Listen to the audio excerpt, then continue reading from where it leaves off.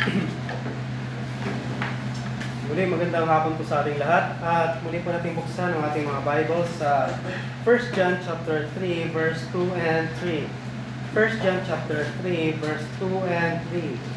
So, babasahin ko po ang verse 2 and 3 ng 1 John chapter 3. Sabi ng Bible, "Beloved, now are we the sons of God, and it doth not yet appear that we shall be what we shall be, but we know that when He shall appear, we shall be like Him, for we shall see Him as He is." Verse 3, "And every man that hath this hope in Him purifieth himself, even as He is pure." Manalangin tayo. O amang dakila, makapangyarihan sa lahat, Ama, nagpapasalamat kami sa iyong kabutihan sa amin, sa patuloy niyo po, Ama, na pagbibigay sa amin ng pagkakataon upang patuloy, Ama, na makapakinig ng inyong banal na salita. At patuloy po namin, Ama, na may apply, Ama, ang inyong banal na salita na aming mapapakinggan. Tulungan niyo patuloy, Ama, ang inyong lingkod sa pagtuturo ng inyong banal na salita, na patuloy po akong itago, Ama, sa inyong likuran upang patuloy, Ama, ang kaluwalhatian at patuloy, Ama, ang inyong kapangyarihan, Ama, ang mahayag dito sa harapan nito. At kaya patuloy, Ama, ang mag-open ng puso at isipan ng bawat isa na marinig nila, Ama, ang inyong banal na salita. Ama, muli binabalik po namin sa inyong papurihan at ang karangalan. In Jesus' name we pray. Amen. So, kanina pinag-aralan natin yung benepisyo ng pagiging isang anak ng Diyos. So, una natin nakita ay yung ating posisyon bilang isang makasalanan ay napalitan ng pagiging anak ng Diyos. So, nagbigay ng example kanina, na example isang bata o isang matanda, isang batang yagit, sabihin isang batang yagit na inampon ng isang mayaman, at dahil pag-ampon isang mayaman, ginawa siyang tagapagmana nung ari-arian ng mayamang tao. So, dahil doon, siyempre may mababago doon sa bata. Una, mababago yung kanyang pangatawan, sa pagiging gusgusin ay magiging malinis. Then, pangalawa, yung kanyang pangalan, mababago. Siyempre, yung example ng pangalan niya ay William, so mababago yung kanyang apelyido. So, dahil nga magiging anak siya nung umampun sa kanya. So, example, William Tyndale, magiging William Carey. So, ganun, example lang. Kasi si Carey yung nagampun sa kanya. So, yung isang tao na umampun, syempre, mapupunta yung tinatawag nating pangalan na meron yung isang taong yon na umampun doon sa isang batang yagit. So, sa Kristiyano, dito sa mga pag-aaralan natin ngayon, na yung kapag ang isang tao ay nasa ating Panginoong Kristo na, yung pagiging righteous ng ating Panginoong Kristo, yung pagiging ilaw ng Diyos Ama, makikita sa buhay ng isang anak ng Diyos. So, ang Diyos ay liwanag, ang Diyos ay katwiran. So, makikita yon doon mismo sa kanyang mga anak. So, nakita natin sa Matthew, sinabi ng ating Panginoon Kristo na let your light so shine before men. So, ang isang Kristiyano, example, ang isang Kristiyano, kapag ang isang tao ay naging anak ng Diyos, so magre-reflect sa kanya yung pagiging liwanag ng God the Father at yung pagiging makatwiran ng God the Father.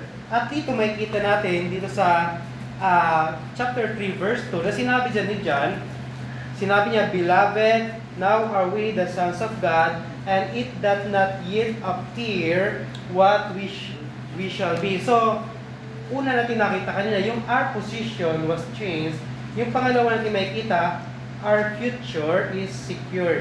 So, doon sa kanta kanina, inawit natin, sinabi doon, yung kung ano ang ating Panginoong Jesucristo at yung meron tayong security sa kinabukasan. So, inawit natin kanina. So, our future is secure. Bakit natin nalaman na ang ating kinabukasan ay sigurado? So, nakabalitaan nyo siguro may mga nangyayaring mga sakuna, may mga nawawalang tao, may mga nangyayaring iba't ibang sakuna sa iba't ibang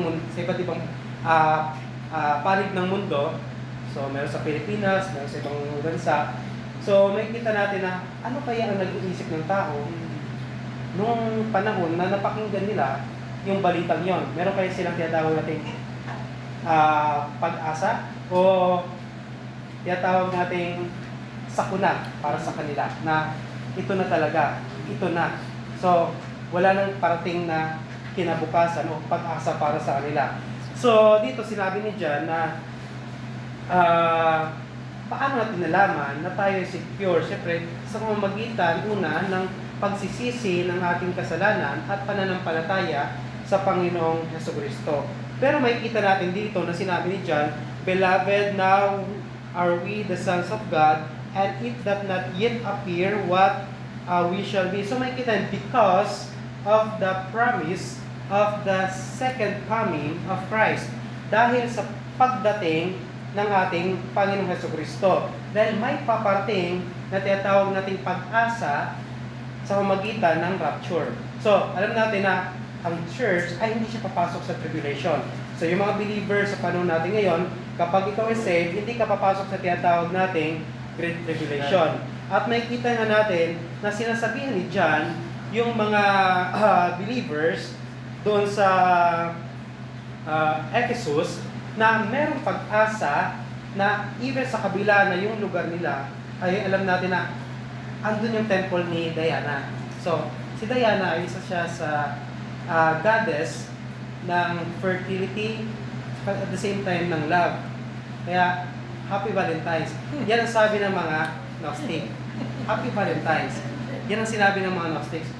At nakikita natin sa Bible na ang pagmamahal ng Diyos, hindi Happy Valentine's. So, ipinakita ng Diyos ang kanyang pagmamahal sa magitan ng kanyang pagbibigay ng kanyang bugtong na si Kristo Jesus nung namatay doon sa krus ng Kalbaryo. At hindi yun happy yung ginawa ng ating Panginoon sa Kristo.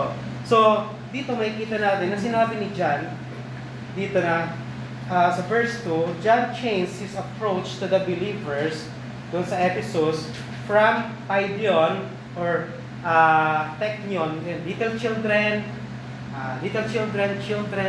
pinalitan niya to teknon, which is translated beloved.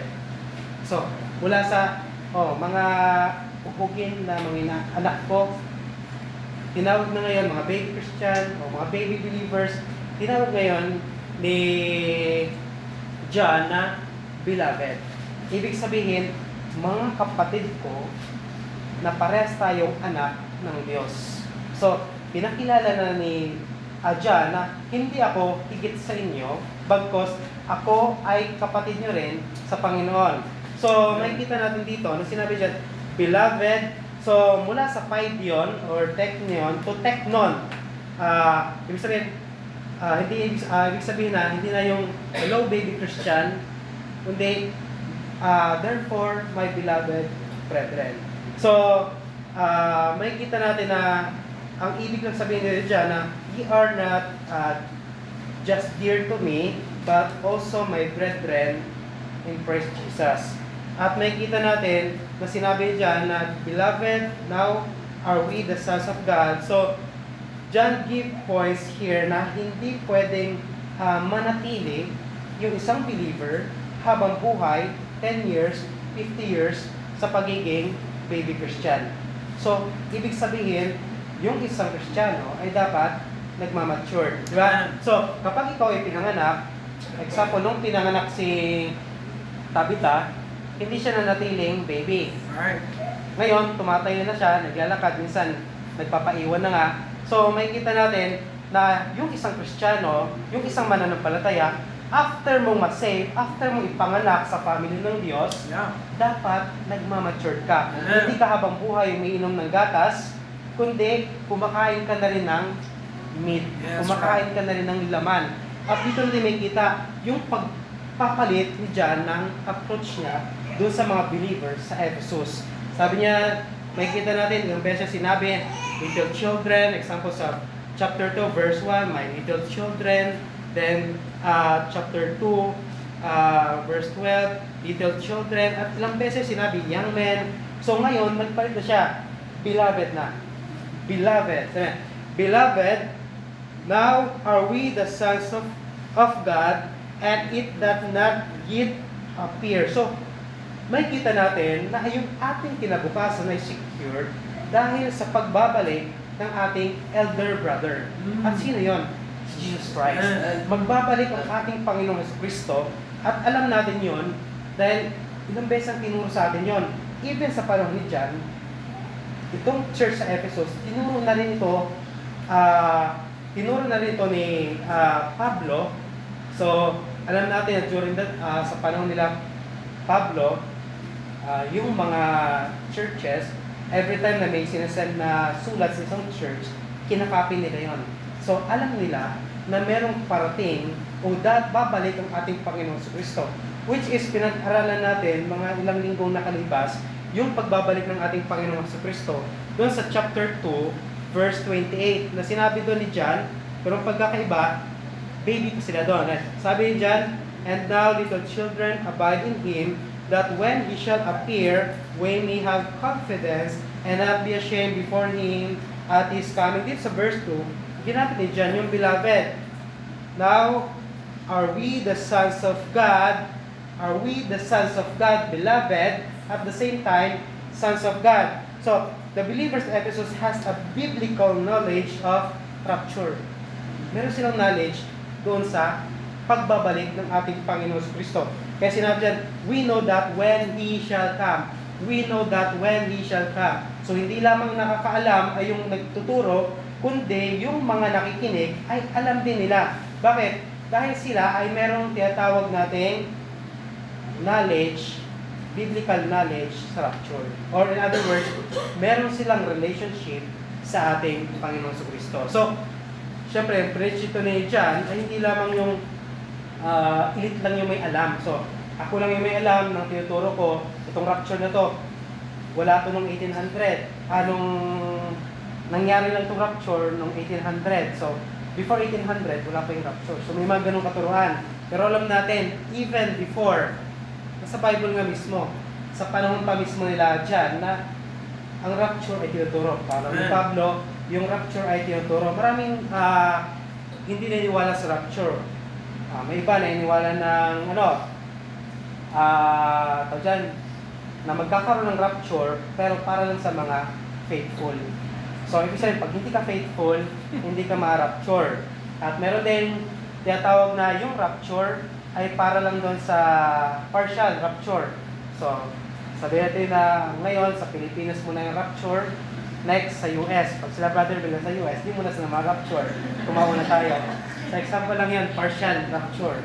So, hindi tayo naniniwala doon. Alam natin na kung ang pagbabalik ng ating Panginoong Kristo bilang ating elder brother ay tatawagin niya tayong lahat. Lahat ng nagsisi ng kasalanan, tandaan na nagsisi ng kasalanan at nanampalataya sa ating Panginoong Kristo. So,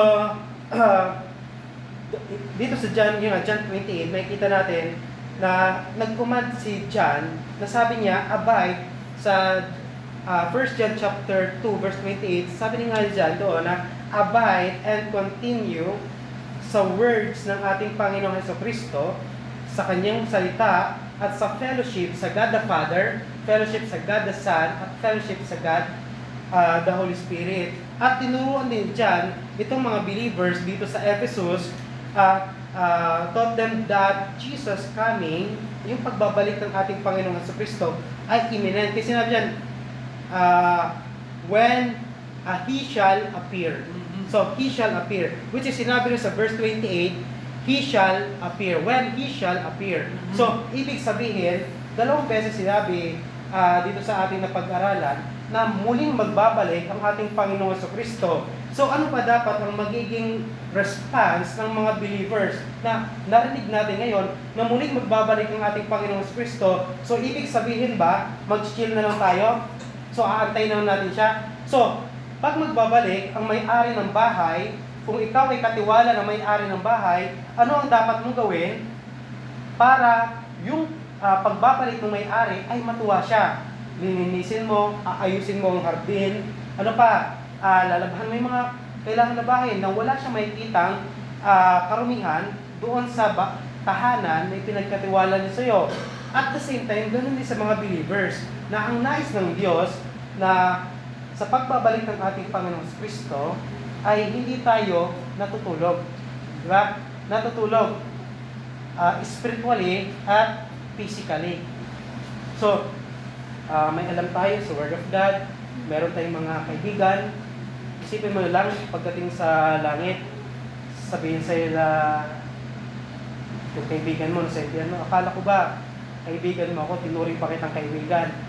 Hindi mo man lang sinabi sa akin na meron ka palang Jesus Christ. Isipin mo lang yun. Isipin mo kung yun ay pamilya mo, yun ay magulang mo, yun ay pinakamalapit mong kaibigan. Nasasabihan ka, Kenneth, di mo man lang naisabi sa akin na meron ka palang Kristo. Alam mo, kung mas marami kang kaibigan, mas marami kang pananagutan.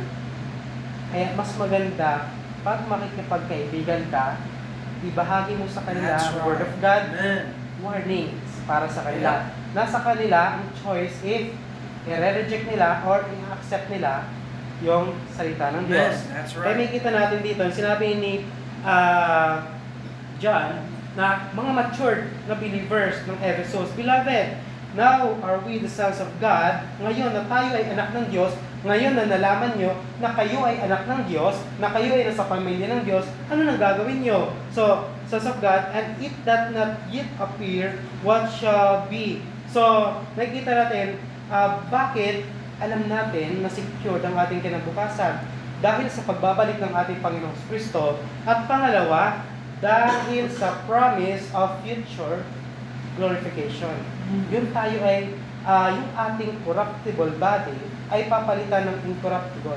So, sa Colossians na sinulat ni Pablo, sa Colossians chapter 3 verse 4, babasahin ko, 3 verse 4, sinabi ni Pablo dito, when Christ, who is our life, so tanda natin, si John, ilang beses sinabi ni John, na si Jesus Christ ay buhay. Kung ikaw ay na kay Kristo, nasa iyo ang buhay. Kung ikaw ay wala kay Kristo, wala sa iyo ang buhay. So sabi dito ni Pablo, when Christ, who is our life, shall appear, then shall ye also appear with Him in glory. So ibig sabihin, sa pagbabalik ng ating Panginoong Kristo, may mababago sa ating buhay. Sa ating pangkatawang ito, sa ating katawan na meron tayo ngayon, babaguhin ito ng Diyos. Ngayon, anong isip meron ng tao? Makasalanan tayo. Kahit tayo save, yung isip natin, andun pa rin yung tinatawag nating pagiging alien ng ating isipan. Nagkakasala tayo, nag-iisip tayo ng kasalanan. So, may panahon dati, example,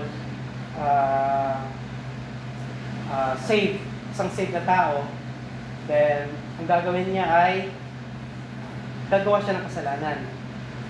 Pero takot siya gumawa ng kasalanan. Kasi baka magalit sa kanyang Diyos. Kaya yung ginawa niya, nanalangin siya, Panginoon, patawarin mo ako sa gagawin kong kasalanan.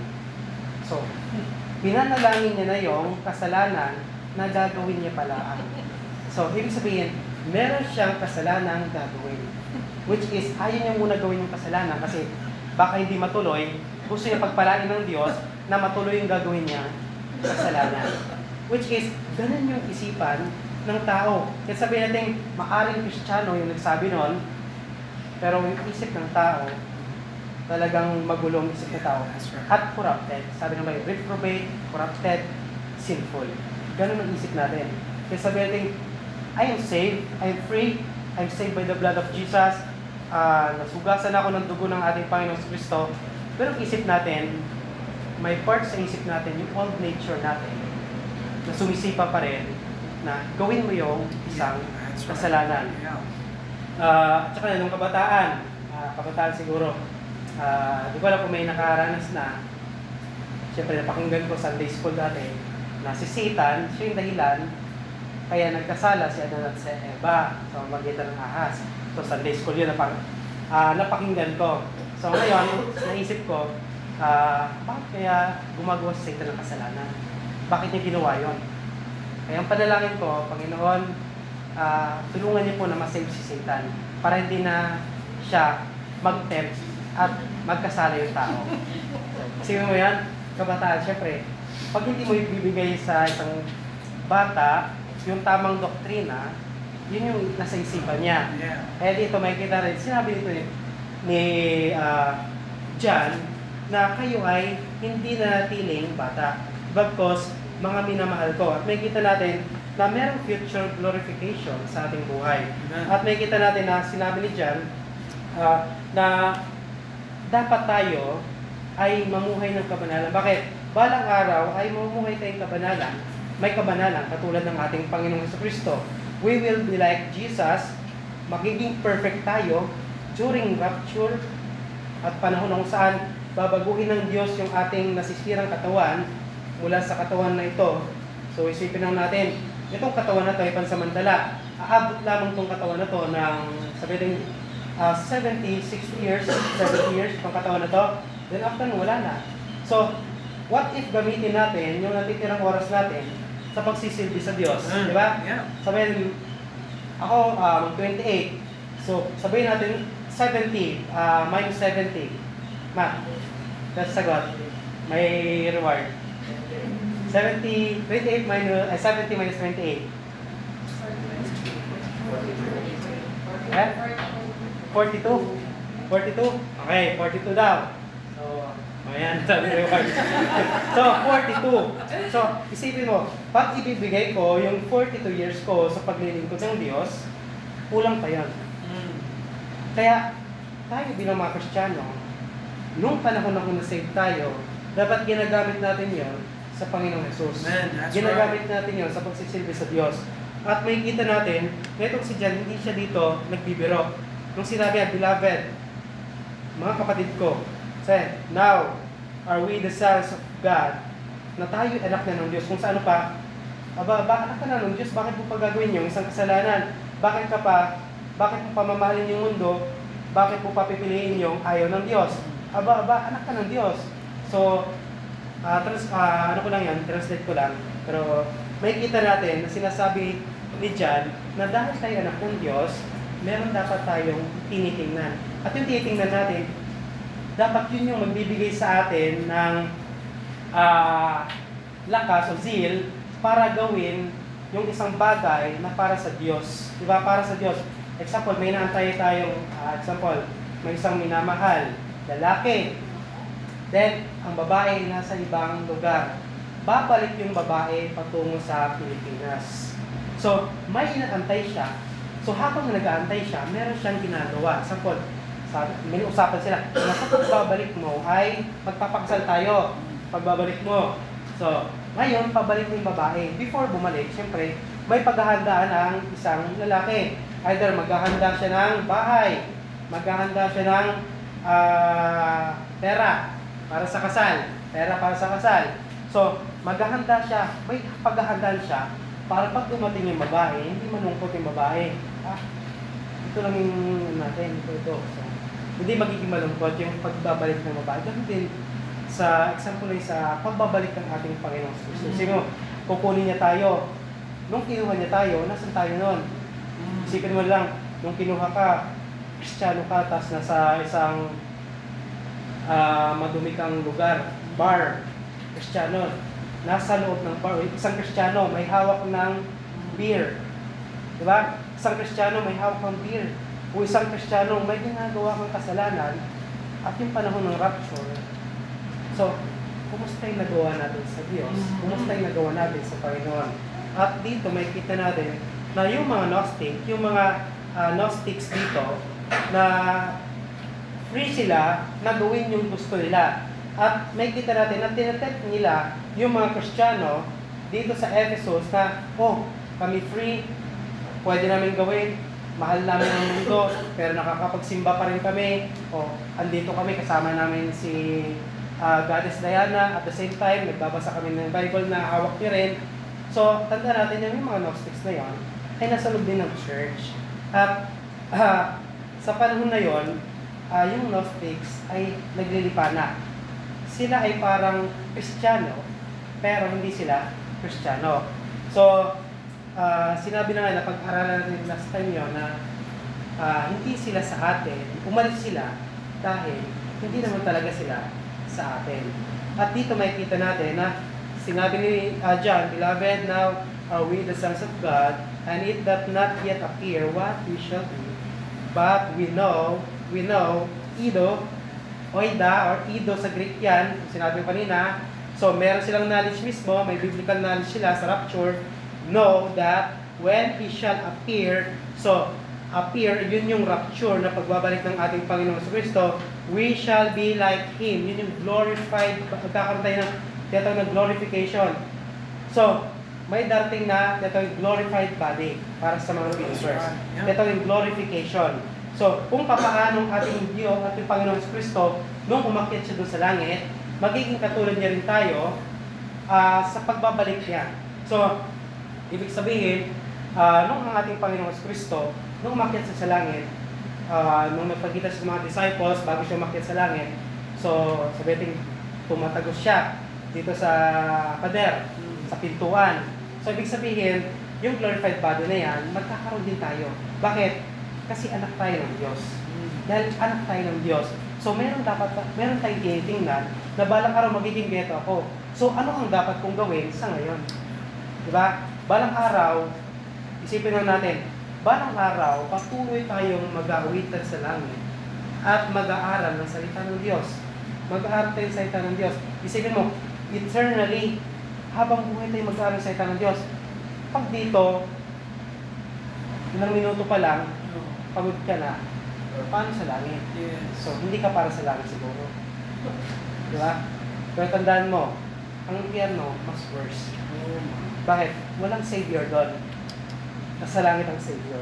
Kaya, bilang mga believers, bilang sa atin sa panahon natin ngayon, dapat tinitingnan natin, ano bang meron tayo sa kinabukasan na dapat gawin natin yung ikalulugod na para sa kinabukasan. Ikalulugod ng Diyos para sa kinabukasan. Sinabi dyan na yung our corruptible body will change for incorruptible, yung sinful mind na meron tayo ay mababago at magiging mind na kung saan hindi na muli mag-iisip ng pagkakasala. Dito sa verse 3, sabi siya ng verse 3, and every man that hath this hope in Him purified himself even as He is pure. Here in verse 3, while waiting for Jesus' coming, glorification, tanda niya, Jesus coming, John encouraged the believers of Ephesus to keep living with a holy life. So, bago yung darating na glorification, meron tayong tinatawag na sanctification. Dapat yung buhay natin, sinasanctify, sinosurrender natin sa Diyos. Yung buhay natin ngayon. So, kaya sinabi nyo dito, and every man that has this hope. Sino ba yung every man na merong pag-asa, may ganitong pag-asa na muling magbabalik ang ating Panginoong Kristo? Sino yon? Yung mga anak ng Diyos. Yung mga anak ng Diyos. Bakit? Nag-aantay tayo, babalik si Kuya. So, aantayin natin yung kanyang pagbabalik. So, makikita natin dito na kapag ikaw ay isang Kristiyano, meron ka dapat dito. Kung ikaw kang Kristiyano, nasa iyo yung pagbabalik ng ating Panginoong Kristo. Pero bago magbalik ang ating Panginoong Kristo, meron dapat tayong ginagawa. So, encourage the believers, encourage mga believers na magpatuloy sa pamumuhay ng may kabanalan. Ano ba yung kabanalan? Ano ba yung kabanalan? Ibig sabihin, buhay na kung saan tayo ay consecrate sa ating Diyos at meron tayong surrender na pamumuhay. So, imposible ba yun? Posible yun. Yeah. Posible yun. Ang problema, itong mundong to, masyadong napasaya na tayo. Masyadong napalapit sa atin yung mundong to. Masyadong nakadikit na tayo sa mundong to. Kaya mahirap kang burahin o tanggalin o palitan na kung saan mag-glorify ang Diyos. Lalo na kung ikaw ay hindi saved. Kristiyano, dati, example, isa kang hindi pa mananampalataya, tapos nag-save ka. Kung hindi ka pa mananampalataya, mahilig ka sa mga, example K-pop, marami kang mga yung buong kwarto mo, puro mukha ni Kim Jong-un. Ba't yun? Kim Jong-un, hindi pala. North Korea pa rin. So, yung kwarto mo, yung kwarto mo puno-puno ng mukha. So, nung na-save ka, tinanggal mo yun. So, ibig sabihin, meron kang, tawag dyan, sinurrender. Kaya sinurrender ka. So, isipin mo, idol mo yun, doon sa bahay, ilalagay mo sa buong kwarto mo, nakapaligid. Meron sa bag mo, libro mo, sa pitaka, sa cellphone, yung tawag dyan, lock screen, tapos yung home screen, lahat, mukha nun. Tapos yung gallery mo, mukha, lahat yun. So lahat ng pinapanood, watch, must watch, lahat andun. So, nung ikaw ay na-save, may ganong isang, may napakinggan akong isang, ganun yung buhay niya dati. Pero nung siya na-save, inuwanan niya lahat yun. Tinalikuran niya lahat yun. Bakit? Kasi, pag hindi niya tatalikuran doon, nasa simbahan siya, pero at the same time, sa likod ng kanyang pagsisimba, andun pa rin yung idols niya. So, hindi niya fully surrender yun kapag hindi niya tinalikuran lahat. So, ibig sabihin, kapag ang isang Kristiyano ay nagsisi ng kasalanan, hindi pwedeng meron kang isang kasalanan ititira. So, 100 kasalanan na ginagawa ko, isa na lang ang ititira ko. Hindi yun surrender. That's So, right. ang surrender ay yung ibinigay mo ang puting bandila at ibinigay mo yung lahat ng meron ka, sinurrender mo, ibinigay mo, isinuko mo, yon. Isinuko mo lahat ng meron ka, lahat ng meron ka. So, sundalo ka, lahat ng baril, lahat ng armas na meron ka, pero pag may tinago ka pang isang maliit na kutsilyo, hindi yun pagsuko. So, nakikita natin na habang tayo palapit sa pagbabalik ng ating Panginoon Kristo, sabi dito ni John sa mga believers, believers dun sa Ephesus, na every man na meron nitong klaseng hope, merong hope na pagbabalik ng ating Panginoon Kristo, every man that had this hope in Him, purifieth himself. Bakit? Bakit natin kailangan i-purify yung ating sarili? Bakit sinabi dyan? Even as He is pure. Bakit? Yun yung kanina, yung nabasa natin sa Bible. Yung sa Israel, sa Ezekiel. Diba sabi doon, like mother, like daughter. That's right. Ngayon sa atin, like father, like son. So, tandaan natin na kung ang ating Diyos ay banal, ibig sabihin, pag inutusan tayo ng Diyos, maging banal ka, imposible ba yun? Inutos yan ng Diyos.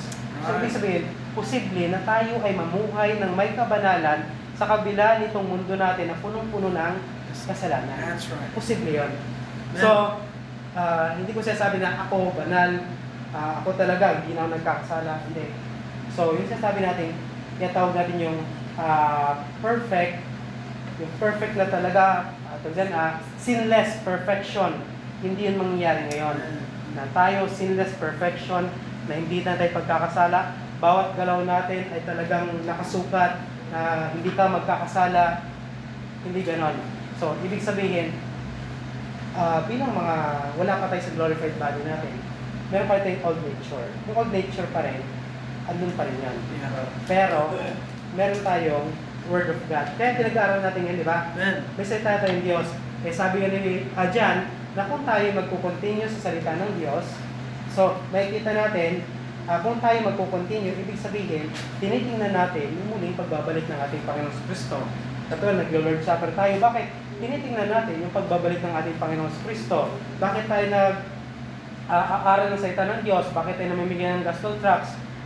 Para masave yung mga tao, para maging part sila ng family, para makasama natin sa pagbabalik ng ating Panginoon Kristo. Yun lang naman talagang inaantay natin, yung pagbabalik ni Jesus Christ. Wala tayong ibang inaantay. So, hindi naman inaantay ng Diyos na lahat ng Kristiyano ay magiging mayaman bago babalik ang ating Panginoon Kristo. So, wala namang inaantay na gano'n.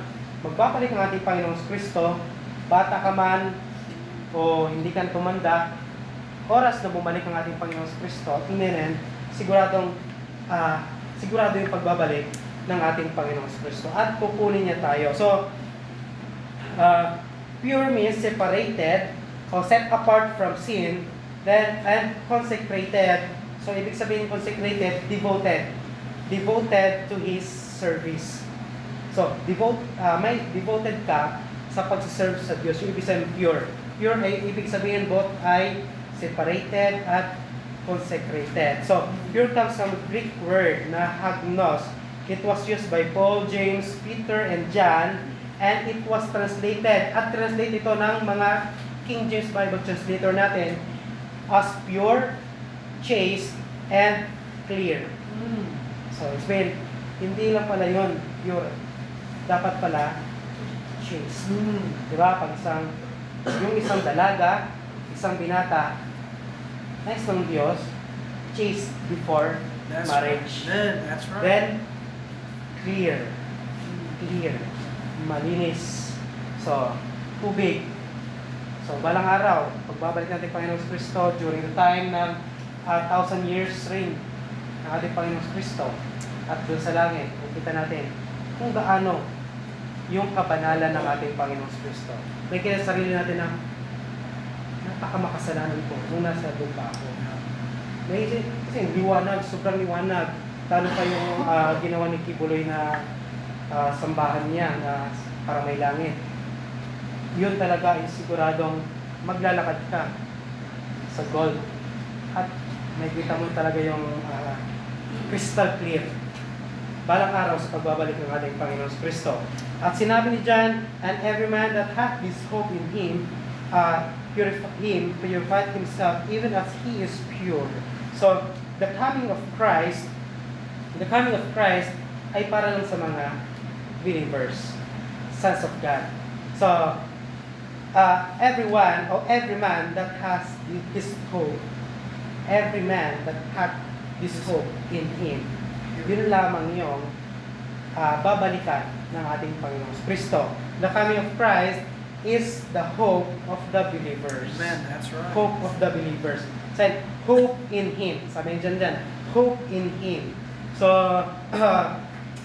John wrote this and know that while the believers of Ephesus, they have struggled, their sin, close sila sa temple ni Diana, merong mga fake believers na tinatawag na Gnostics, nagsasabi dyan na mamuhay kayo ng may kabanalan. Mamuhay kayo ng may pure na buhay. Yun sinabi dyan. Paano yung lugar natin na to? Meron tayong Diana doon, Temple of Diana. Tapos dito yung church natin, Temple of Diana. Paano yan? Pwede ba tayo makapamuhay dito? Sabi dyan, dito, every man. Sabi dyan, and every man that hath this hope in Him purified himself as he is pure. So, ibig sabihin, even na napakamakasalan ng mundo, dapat iba yung lakad ng Kristiyano. Iba ang lakad ng Kristiyano. So, John commands to live in holiness and godliness and not be like those Gnostics and unbelievers that has no hope. Sinabi ni Pablo sa Ephesians chapter 2 verse 12. Ephesians chapter 2 verse 12. Ephesians.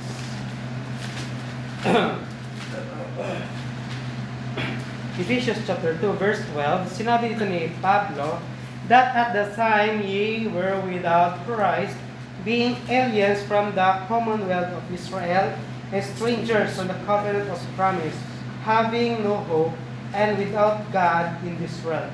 Ganitong klase tayo nung wala pa sa atin ang Panginoon Kristo. Ganitong klase tayo nung hindi pa tayo part ng sons of God. Nung hindi pa tayo part ng family ng Diyos. So, makikita natin na tayo, huwag tayo maging katulad ng mga Gnostics. Sila may knowledge, pero hindi nila alam yung kinabukasan. Meron silang knowledge, ang alam lang nila, pag namatay ako, mare-reincarnate ako, magiging demigod ako, magiging Diyos ako. Yun ang alam nila. Pero hindi nila alam na pwede ka palang maging anak ng Diyos. So, yung pagiging anak ng Diyos, mas sigurado kaysa yung tao ay maging Diyos. 0% ang capability ng tao para maging Diyos. Pero, merong 100% na kapag ang tao nagsisi ng kasalanan at nanampalataya sa Panginoong Kristo, magiging anak siya ng Diyos. So, magkaiba yung knowledge na meron tayo sa knowledge na meron ang Gnostic. So, even sa panahon dyan, yung Gnostic, ibang knowledge meron sila. Wala silang hope, which is sinabi ni Pablo doon sa Ephesians at doon din sa Thessalonians. So, a surrendered or repentant person still nag-struggle sa mundong to. Bakit? May sin, may kasalanan, may old nature tayo. Pero, tandaan natin palagi na tayo ay adopted sons of God. Na tayo ay inadapt ng Diyos. So, pag inadapt tayo ng Diyos, mamuhay tayo ng naayon sa Kanya. Right. Sabihin, ikaw, example, nakitira ka sa bahay. Nakitira ka lang sa isang bahay. Then, gusto mo na yung tinitirhan mo ay siya yung makisama sa iyo. Diba? Sino yung ganon? Nakitira ka sa bahay, sa bahay ng tita. Tita. Tito. Ganon, tita o tito. Then, parang ito yung boss na gusto mo, lutuan ka na, paggising mo, meron na nakahanda. Tapos, yung paliguan mo, may shampoo, may toothpaste, kompleto na. So, meron ka na, may naglalaba para sa'yo. Di ba? So, makikita natin na bilang mga believers, tayo adopted sons of God. Bilang adopted sons of God, ang gagawin ng mga adopted, yung mga in-adopt, in-increase nila yung naganda sa kanila. Yes. Diba? In-increase natin. Win-win natin yung Diyos. Hindi yung parang happy tayo din sa mundo.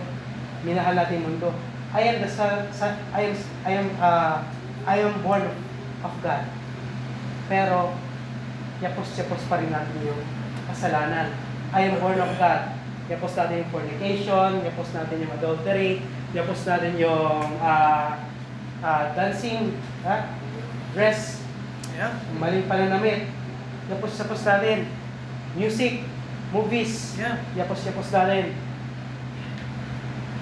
So, may kita natin na bago pala bumalik ang ating Panginoon Kristo, dapat pala mamumuhay tayo na may kabanalan. Totoo po yun. Kasi anong sabi ni Jesus Christ dun sa John chapter 14, verse 1.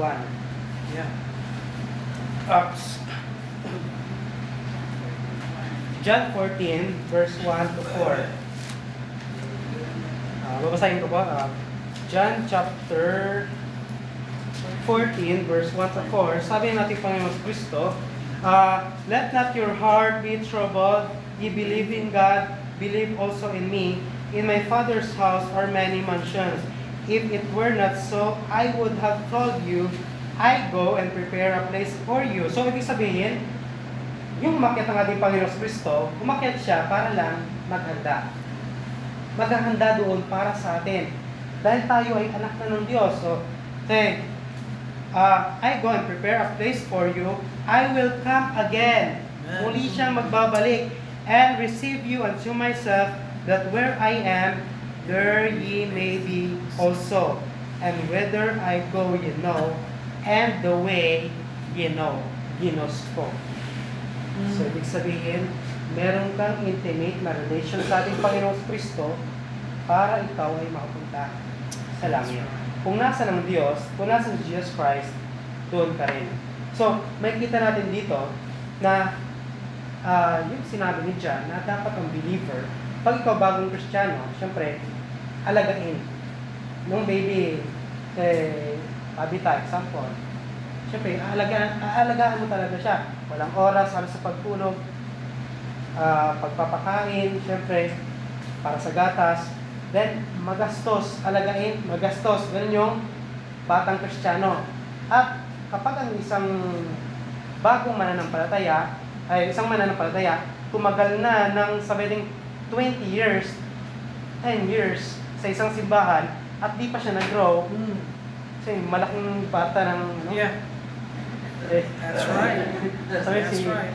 Example si Joe, yung niya ko. So, isipin na natin yun, no? Parang may nasisipin na yung isang Kristiyano na natiling Yes. bata. That's So, right. dapat nag-grow tayo. Amen. At balang araw, tayo na yung magtuturo din. That's Diba? right. Yan ang talagang gawain ng isang Kristiyano. Sinave tayo, then tayo ay mag-grow, tuturuan tayo para mag-grow, then pag nag-grow tayo, tayo na magtuturo. That's right. At ulit lang yun. Yung cycle ng buhay natin bilang Kristiyano. Hindi yung pagkadating ng simbahan, uuwi, Oh. then cycle yun. At tumanda na tayo. Yung magiging next generation natin, ganoon din. Oh. So hanggang sa maubos na yung tao. At magbabalik ang ating Panginoon Kristo. Tanda natin, magbabalik siya. May kasiguraduhan. Kaya sabi niya, let not your heart be troubled. You believe in God, believe also in me. In my Father's house are many mansions. So, I will come again and receive you unto myself. Amen. Merong future na glorification. Bakit? Makita natin na yung benefits, yung privileges ng pagiging anak ng Diyos, meron tayong, yung position natin ay nabago. New title, Beloved Sons of God. Mula sa batang yagit, gusgusin, Sons of God. Then, Beloved. Amen. Beloved of God. Manalangin tayo. Let's pray. O Ama dakila, mga pangyarihan sa lahat, Ama, nagpapasalamat po kami sa kabutihan sa iyong buhay, sa iyong patuloy, Ama, na pagtuturo sa amin bilang mga Kristiyano, na kami, Ama, ay patuloy, Ama, na tumingin sa pagbabalik ng aming Panginoong Kristo. Maging handa sa pagbabalik ng aming Panginoong Kristo. Watch and waiting habang kami, Ama, ay nag-aantay sa pagbabalik ng aming Panginoong Kristo. Tulungan niyo po kami, Ama, na patuloy po ang aming isipan, Ama, ay maging malinis at patuloy po namin tingnan, Ama, kung paano ang aming paglakad, Ama, dito sa lupa na ito. Na kami, Ama, maging karapat-dapat, may paglakad na may kabanalan, may paglakad na may pure na paglakad. Kaya patuloy, Ama, maglinis sa amin at patuloy, Ama, na manguna sa amin sa susunod na panibagong linggo. Ama, binabalik namin sa iyong kapaling karangalan. In Jesus' name we pray. Amen.